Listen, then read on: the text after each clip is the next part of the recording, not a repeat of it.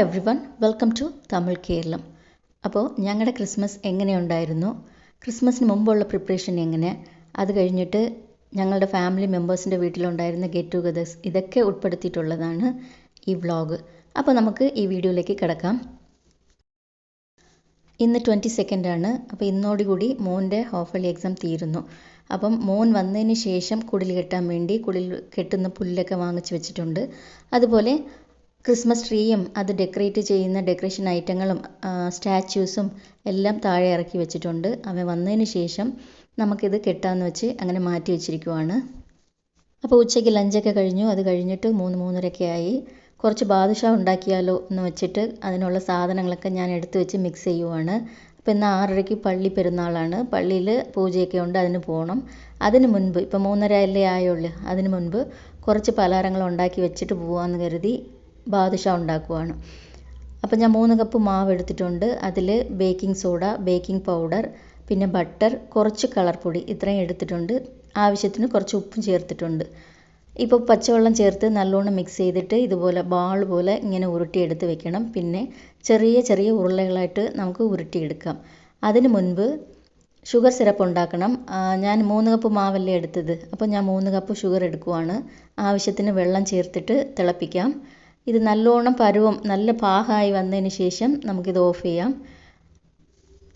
അപ്പോൾ ഞങ്ങൾക്ക് ക്രിസ്മസും പള്ളി പെരുന്നാളും അതുപോലെ ഫാമിലി ഗ്യാതറിംഗ് എല്ലാം ഒന്നിച്ചാണ്. അതുകൊണ്ട് വളരെ ബിസിയാണ്. ഈ ആഴ്ചയൊക്കെ ഭയങ്കര ബിസിയാണ്.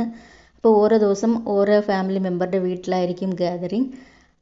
ഇന്ന് ആദ്യത്തെ ദിവസം, ഇന്ന് പെരുന്നാളിൻ്റെ ആദ്യത്തെ ദിവസം ഇന്ന് ഞങ്ങൾ തൊട്ടടുത്ത വീട്ടിലുള്ള ചേട്ടൻ്റെ വീട്ടിലാണ് ഗ്യാതറിംഗ്. അപ്പം പള്ളിയിൽ പൂജ കഴിഞ്ഞതോടെ നേരെ അവരെ വീട്ടിൽ പോകണം. അത് കഴിഞ്ഞിട്ട് കഴിഞ്ഞ് വന്നതിന് ശേഷമാണ് കുടിൽ കെട്ടാൻ പോകുന്നത്. അപ്പം മൈദാമാവ് ഇങ്ങനെ സെറ്റാക്കി വെച്ചിരിക്കുകയല്ലേ, അതിൽ നിന്ന് ഓരോ ബാളായിട്ട് ഞാൻ ഉരുട്ടി വയ്ക്കുവാണ്. അത് കഴിഞ്ഞിട്ട് ഇപ്പോൾ എല്ലാ ബാളും ഞാൻ ഉരുട്ടി വെച്ചിട്ടുണ്ട്. ഇനി നമുക്കിത് ബാദുഷയുടെ ഷേപ്പിൽ നമ്മളത് ഉരുട്ടിയെടുക്കണം. അപ്പോൾ ഒരു ബാൾ എടുത്ത് ഇങ്ങനെ കയ്യിൽ വെച്ച് ചെറുതായിട്ട് ഫ്ലാറ്റൺ ആക്കിയിട്ട് അതിൻ്റെ നടുക്ക് ഒരു കുഴി ഇടണം. അപ്പോൾ കുഴി ഒരു സൈഡ് മാത്രമേ വരാനുള്ളൂ, 2 സൈഡും പാടില്ല. അപ്പോൾ ചെറുതായിട്ടൊരു കുഴി ഇട്ടിട്ട് എടുത്ത് വെക്കാം. ഇതാണ് ബാദുഷയുടെ ഷേപ്പ്. ഇനി എല്ലാ ബോളും ഇതുപോലെ ഒന്ന് ചെയ്തതിന് ശേഷം നമുക്ക് എണ്ണയിലിട്ട് പൊരിച്ചെടുക്കാം. വളരെ ലോ ഫ്ലെയിമിലിട്ട് പൊരിച്ചെടുക്കണം, എന്നാലേ നല്ലോണം അകത്ത് വെന്ത് കിട്ടൂ. അല്ലെങ്കിൽ പുറത്ത് നല്ലോണം പൊരിഞ്ഞിരിക്കും, അകത്ത് പച്ചക്കിരിക്കും, നല്ലോണം വെന്ത് കിട്ടുകയില്ല. അതുകൊണ്ടാണ് കുറഞ്ഞ തീയിലിട്ട് വേവിക്കാൻ പറഞ്ഞത്. ഇതൊരു 4-5 മിനിറ്റിനുള്ളിൽ റെഡിയാവും. പെട്ടെന്ന് 4-5 മിനിറ്റിൽ തന്നെ ഇത് ഫ്രൈ ആയി കിട്ടും. കഴിഞ്ഞ ആഴ്ച ഞാൻ മുറുക്ക് ഉണ്ടാക്കിയായിരുന്നു. മുറുക്ക് ഈ പ്രാവശ്യം ഇച്ചിരി നേരത്തെ ഉണ്ടാക്കി. അതിന് കാരണം എല്ലാം കൂടി ഒന്നിച്ച് പറ്റുകയില്ല. മുറുക്കിന് ഇച്ചിരി പണി കൂടുതലുണ്ട്. അപ്പം പള്ളി പെരുന്നാൾ പള്ളിയിൽ പോകണം, ഫാമിലി ഗെറ്റ് ടുഗദർ ഫാമിലി മെമ്പേഴ്സിൻ്റെ വീട്ടിലേക്ക് പോകണം.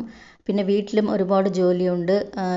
കേക്ക് ഉണ്ടാക്കണം, ബാദുഷ, അങ്ങനെ 1-2 പലഹാരങ്ങൾ ഉണ്ടാക്കണം. അപ്പോൾ എല്ലാം കൂടി ഒന്നിച്ച് ചെയ്യാൻ പറ്റുമല്ലോ.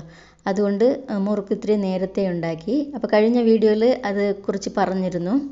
ഇപ്പം ഞാൻ ഫ്രൈ ചെയ്തെടുത്ത ബാദുഷ എല്ലാം ഷുഗർ സിറപ്പിൽ ഇടുവാണ്. നേരത്തെ ഒരു സെറ്റ് ഫ്രൈ ചെയ്തത് ആദ്യം ഇട്ടിട്ടുണ്ട്. ഒരു 5-10 മിനിറ്റ് ഇങ്ങനെ കുതിർത്തിടണം, എന്നാലേ നല്ല ടേസ്റ്റ് ഉണ്ടാകത്തുള്ളൂ. അകത്തെല്ലാം നല്ലോണം ഊറി കിട്ടി നല്ല ടേസ്റ്റ് ഉണ്ടാകത്തുള്ളൂ.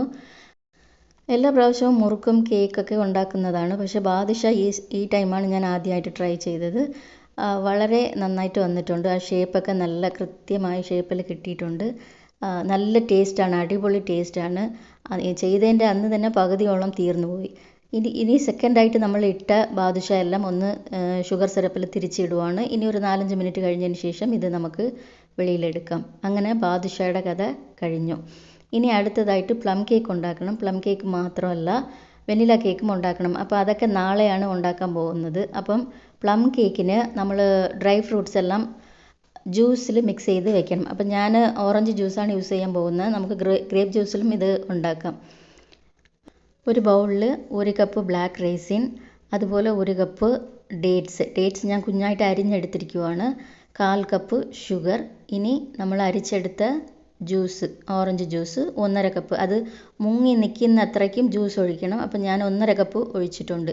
ഇനി ഇത് നല്ലോണം നമുക്ക് മിക്സ് ചെയ്യണം. അത് ഷുഗറൊക്കെ ചേർത്തതല്ലേ, അപ്പം നല്ലോണം മിക്സ് ചെയ്തിട്ട് ഒരടപ്പിട്ട് അടച്ചു വെച്ചാൽ മതി. നാളെ കാലത്തെ ആകുമ്പോൾ നല്ലോണം പൊങ്ങി നിൽക്കും, നല്ലോണം ഊറി പൊങ്ങി നിൽക്കും. അപ്പോൾ കേക്കൊക്കെ നാളെ കാലത്തെയാണ് ഉണ്ടാക്കാൻ പോകുന്നത്. അങ്ങനെ ഞങ്ങൾ പതുക്കെ കുടിൽ കെട്ടാനുള്ള പരിപാടിക്ക് ഇറങ്ങി. പള്ളിയിൽ നിന്ന് വന്നതോടെ തൊട്ടടുത്ത വീട്ടിലുള്ള ചേട്ടൻ്റെ വീട്ടിൽ ചെന്ന് ഫുഡൊക്കെ കഴിച്ചിട്ട് ബന്ധുക്കളെല്ലാവരും കളിച്ചും ചിരിച്ചും തമാശയൊക്കെ പറഞ്ഞിട്ട് അങ്ങനെ തിരിച്ചു വന്നപ്പം സമയം 11:30 ആയി. അത് കഴിഞ്ഞിട്ടാണ് കുടിൽ കെട്ടാൻ ഇറങ്ങിയത്. ഞാനും മോനുമാണ് കുടിൽ കെട്ടാൻ നിൽക്കുന്നത്. കുടിലൊക്കെ കെട്ടി തീർന്നപ്പം 12:30 1 മണിയൊക്കെ ആയി. അപ്പം ഞാനും മോനും കൂടി എങ്ങനെയൊക്കെയോ കുടിൽ സെറ്റാക്കി വെച്ചു. സീരിയൽ ലൈറ്റൊക്കെ ഇട്ടു. അതുപോലെ എല്ലാ സ്റ്റാച്യൂസും കുഞ്ഞാടുകളും രാജാക്കന്മാരും ആട്ടിടയന്മാരും മറിയമും അങ്ങനെ എല്ലാവരെയും എടുത്തു വെച്ചിട്ടുണ്ട്. ചെറിയ ഒരു ചട്ടിയിൽ വെള്ളം ഒഴിച്ചു വെച്ചിട്ടുണ്ട്. ആടുകളൊക്കെ വെള്ളം കുടിക്കുന്നത് പോലെ. അത് മോൻ്റെ സെറ്റപ്പാണ്. അങ്ങനെ ഒരുവിധം എല്ലാം ഒരുക്കി വെച്ചിട്ടുണ്ട്. അതുപോലെ ക്രിസ്മസ് ട്രീയിലും എല്ലാ ഡെക്കറേഷൻസ് ഐറ്റങ്ങളും അങ്ങനെ ഞങ്ങൾ ഒരുക്കി വെച്ചിട്ടുണ്ട്. അതുപോലെ മണി പ്ലാന്റ്, പുറത്ത് വെച്ചിരുന്ന മണി പ്ലാന്റ് അകത്തെടുത്ത് വെച്ചിട്ട് അതിലും ചെറിയ ഡെക്കറേഷൻസൊക്കെ ഞങ്ങൾ ചെയ്തു. അതുപോലെ ഒരു കുഞ്ഞ് ക്രിസ്മസ് ട്രീയും ഉണ്ടായിരുന്നു. അതിലും ചെറിയ ഡെക്കറേഷൻസൊക്കെ ചെയ്തു. അങ്ങനെ ഒരുവിധം എല്ലാം സെറ്റാക്കി വന്നപ്പോൾ തന്നെ സമയം 1:30 ആയി.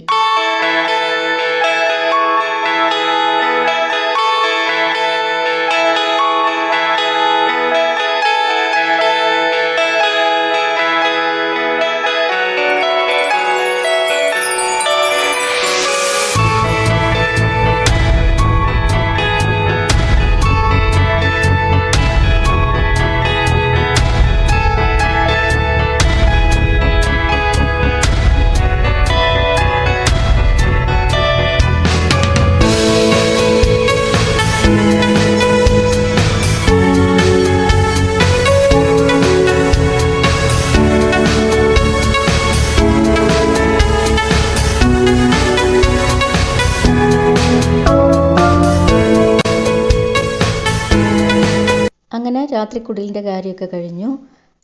പിറ്റേന്ന് കാലത്ത് ബ്രേക്ക്ഫാസ്റ്റൊക്കെ കഴിച്ചതിന് ശേഷം കേക്ക് ഉണ്ടാക്കാൻ വേണ്ടി ഇറങ്ങിയിരിക്കുക. അപ്പോൾ കേക്കൊക്കെ ഉണ്ടാക്കിയതിന് ശേഷമാണ് ലഞ്ചിൻ്റെ കാര്യം ഞാൻ നോക്കണം. അതുകൊണ്ട് കേക്ക് ധൃതിയിൽ ഉണ്ടാക്കുവാണ്. ഒരു വെനില കേക്കും 2 പ്ലം കേക്കും ഉണ്ടാക്കണം. അപ്പോൾ ഞാനിപ്പോൾ ഉണ്ടാക്കുന്നത് ഷുഗർ കാരമലൈസ്ഡ് ആണ്. അത് കട്ടി പിടിക്കാതിരിക്കാൻ വേണ്ടി ചൂടുവെള്ളം ഒഴിച്ചതാണ്. ഇപ്പം നമ്മൾ പച്ചവെള്ളം എടുത്ത് ഒഴിക്കുവാണെങ്കിൽ പെട്ടെന്ന് കട്ടി പിടിക്കും. ആദ്യമായിട്ട് വെനില കേക്ക് ഞാൻ വച്ചിട്ടുണ്ടായിരുന്നു. അപ്പോൾ അത് നല്ലോണം വെന്തിട്ടുണ്ട്. നമുക്ക് ഒന്ന് ടൂത്ത് പിക്ക് വെച്ച് കുത്തി നോക്കാം. അപ്പോൾ കേക്ക് പെർഫെക്റ്റ് ആണ്. അപ്പോൾ ഇത് ഇനി എടുത്ത് മാറ്റിയിട്ട് ഇത് കഴിഞ്ഞ് പ്ലം കേക്കൊക്കെ നല്ലോണം മിക്സ് ആക്കിയിട്ട് ഈ കുക്കറിൽ തന്നെ വീണ്ടും നമുക്ക് വെക്കാം. അപ്പം പ്ലം കേക്കിൻ്റെ പണി നടക്കുവാണ്. എഗ്ഗിൻ്റെ വൈറ്റ് ഞാൻ സെപ്പറേറ്റ് ചെയ്ത് അത് അടിച്ച് മാറ്റി വയ്ക്കുവാണ്.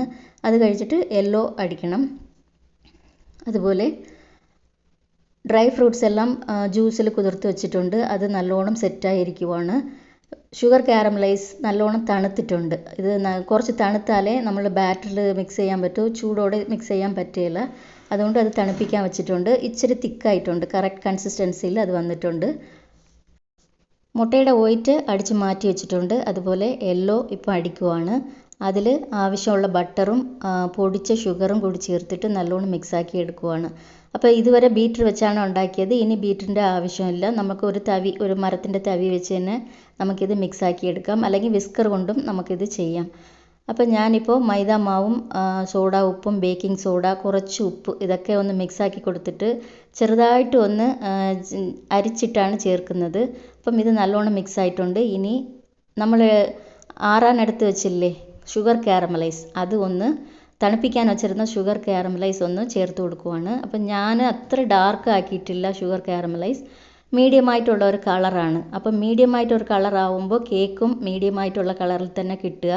കൂടുതൽ നമ്മൾ ഡാർക്ക് ആക്കുമ്പോഴത്തേക്കും കേക്കിലൊരു കയ്പ്പ് രുചി ഉണ്ടാവും. അതുകൊണ്ട് കാരമലൈസ് അത്ര ഡാർക്ക് ആക്കിയില്ല.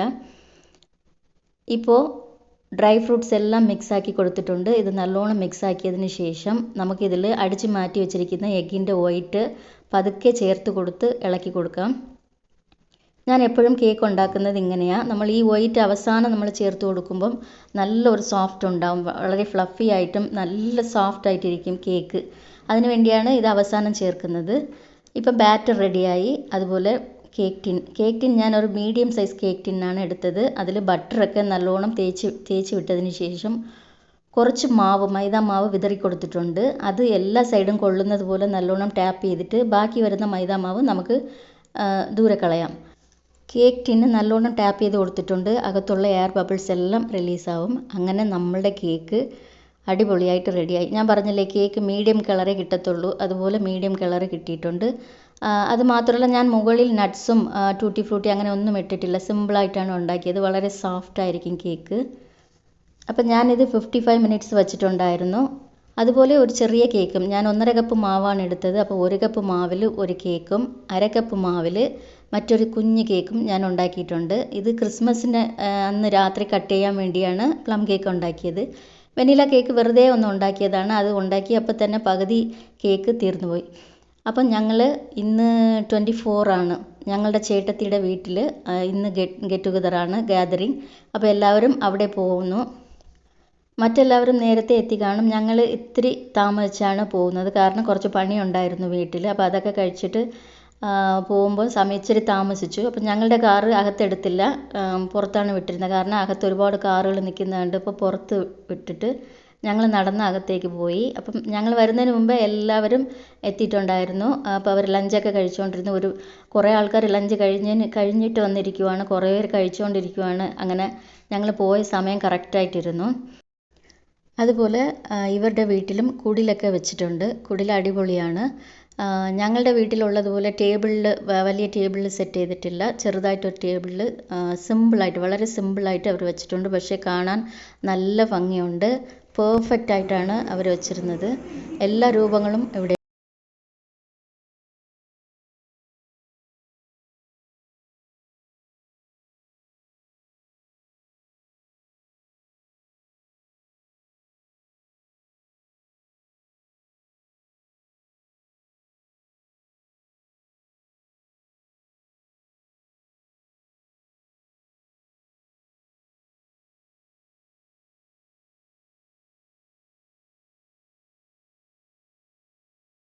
അങ്ങനെ ഞങ്ങൾ ലഞ്ചൊക്കെ കഴിച്ചു, വൈകുന്നേരം ചായയൊക്കെ കുടിച്ചു. ഇത്തിരി താമസിച്ചാണ് വീട്ടിലേക്ക് വന്നത്.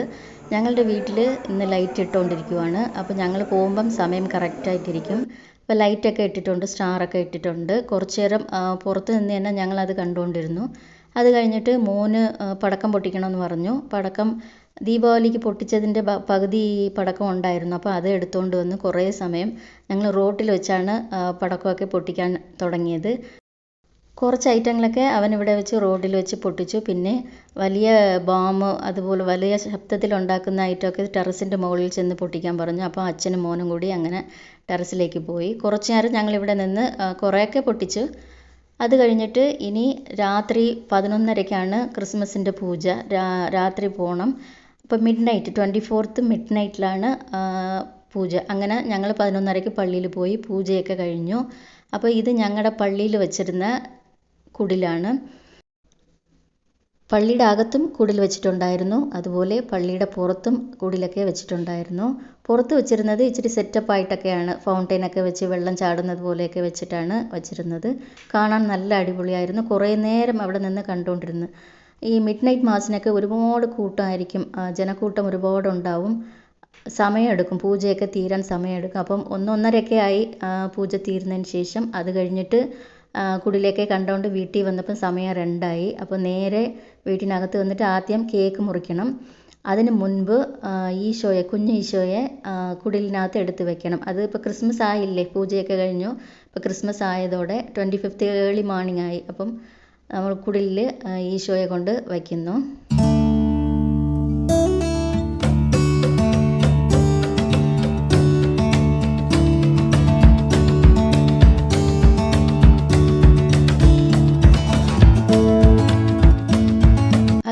ശേഷം പ്ലം കേക്ക് കട്ട് ചെയ്യാൻ വേണ്ടി എടുത്തു വെച്ചിട്ടുണ്ട്.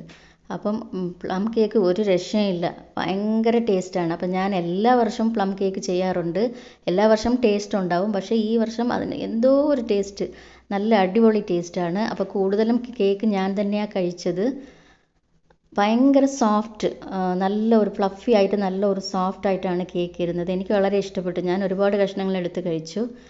പിറ്റേന്ന് 25 ക്രിസ്മസിൻ്റെ അന്ന് ഒരു ഫംഗ്ഷൻ ഉണ്ടെന്ന് ഞാൻ നേരത്തെ പറഞ്ഞു. അത് എൻ്റെ ഹസ്ബൻഡ് ചേട്ടൻ്റെ മോളുടെ ബാപ്റ്റിസമാണ്. അപ്പോൾ തമിഴിൽ ജ്ഞാനസ്ഥാനം എന്ന് പറയും. ഇത് ആദ്യമായിട്ട് എടുക്കുന്ന ഒരു പള്ളിയിൽ എടുക്കുന്ന ഒരു കാര്യമാണ്. അപ്പോൾ ഇത് കഴിഞ്ഞിട്ട് ഹോളി കമ്മ്യൂണിയൻ, അത് കഴിഞ്ഞിട്ടാണൊക്കെ മാരേജ്. അങ്ങനെ ജനിച്ച കുഞ്ഞുങ്ങൾക്ക് ആദ്യമായിട്ട് പള്ളിയിൽ കൊടുക്കുന്ന ഒരു കാര്യമാണ്. അപ്പോൾ പള്ളിയിൽ ആ ഫംഗ്ഷനൊക്കെ കഴിഞ്ഞതിന് ശേഷം മണ്ഡപത്തിലാണ് സെറ്റ് ചെയ്തിരുന്നത്. ഞങ്ങളെല്ലാവരും മണ്ഡപത്തിലേക്ക് എത്തി. അപ്പോൾ ഞങ്ങളുടെ ക്രിസ്മസ് മണ്ഡപത്തിലാണ് ഞങ്ങളുടെ ഫാമിലി മെമ്പേഴ്സ് എല്ലാവരും ഒന്നുകൂടി അടിച്ചും പൊളിച്ചും ചിരിച്ചും വളരെ ജോളിയായിട്ടാണ് ക്രിസ്മസ് കഴിഞ്ഞത്. അപ്പോൾ ഈ വീഡിയോ എല്ലാവർക്കും ഇഷ്ടപ്പെട്ടിട്ടുണ്ടാവുമെന്ന് കരുതുന്നു. ഇതുപോലെ മറ്റൊരു ഇൻട്രസ്റ്റിംഗ് ആയ വീഡിയോയിലൂടെ നമുക്ക് വീണ്ടും കാണാം.